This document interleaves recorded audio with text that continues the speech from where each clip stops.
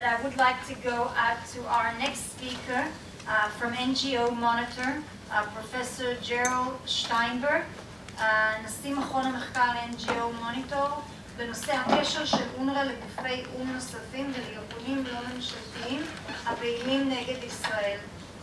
פרופסור ג'רלד, הבמה שלך. תודה רבה, חברת הכנסת השכל, סגנית השר חוטובלי. מכובדים אחרים, I'm going to speak in English. It's been a long day and it's a little easier. And also so that our guests will not have to listen to a translation. I'm going to be very brief, and I want to talk about two aspects in addition to all the other ones which are very important. I also want to congratulate the members of the Knesset and חברת Knesset Pascal, because having a focused discussion on UNWRA is extremely important, and I know that Dr. Wilf and others, when Dr. Wilf was a member of the Knesset, these were issues that were generally not, the Israeli government did not want to get into. And I think it's extremely important now to have them on the table.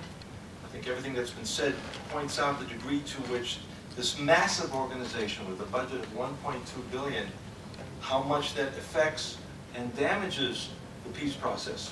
The ability for reaching compromises, the role of this massive organization in maintaining the image, the self-image of Palestinians as refugees that are going to go back to a pre-1948 condition. We're very close to November 29th, in a couple more days. That was the United Nations General Assembly adoption of a partition plan, which the Jewish nation in being became Israel accepted, in which all of the Arab representatives rejected, and the war that resulted in that. Part of this mythology, part of the result of this mythology that UNWRA maintains is to maintain the conflict year after year, generation after generation, and that's something that really needs to end if we're going to be serious about reaching a lasting peace process.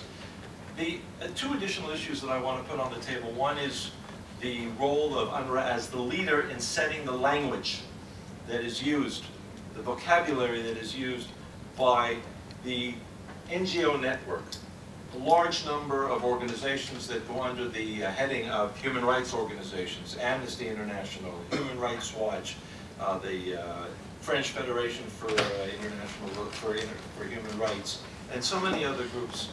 UNWRA often sets the language that UNWRA used. This issue of right of return or claim of a right of return is one that the NGOs adopt and maintain and amplify, and that adds to the difficulties of reaching a compromise, of reaching a situation where instead of having these images within the textbooks and in the newspapers and in the social media, where there's no Israel on the map even, where no Israeli cities, no Israeli activity, no Jewish presence is even mentioned. If UNWRA were to change its position and become, first of all, I think in many ways, we've talked about this, it needs to be phased out as quickly as possible. But the political aspects are ones that the NGOs then amplify or repeat, and it becomes far more difficult to change Palestinian positions when they have the image of international support, the image of having the support of what they call the human rights community. The second aspect, and I'll be very brief, is the role of a spokesperson for UNWRA by the name of Chris Gunnis. We've talked a lot in this room in the last half an hour, and many people around the table have contributed to these discussions for many years, about the way that UNWRA teaches and in many ways indoctrinates the generation of Palestinian children one after the other. But the role of the spokesperson is one that I don't understand. I've been in studios, I've been on television news interviews with Mr. Chris Gunnis, and this is not a personal issue, it's the function of a spokesperson who acts as a chief propagandist. When there's a war, and we've had unfortunately many wars in Gaza, 2008-9, the end of 2011, most recently July, August 2014, many people are hurt, many people are killed, Israelis and Palestinians. To see the spokesperson for UNWRA going on network after network, CNN and BBC and Sky News, one at Al Jazeera, across the board, and promoting the Palestinian narrative of suffering. It's the Palestinian children that are suffering. I've looked at everything that I could find of Chris Ganis's public statements. There's absolutely no sense of regret or feeling for Israelis, Israeli children who are suffering by rocket attacks, by terror attacks, by tunnel attacks.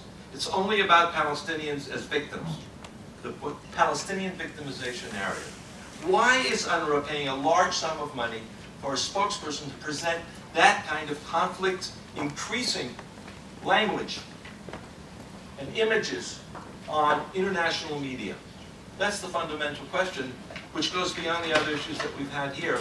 If UNRWA is going to play a positive role, the aspect of advocacy for the Palestinian cause and maintaining and increasing international hostility towards Israel in that process is something that has to be seriously addressed, including by the donor nations.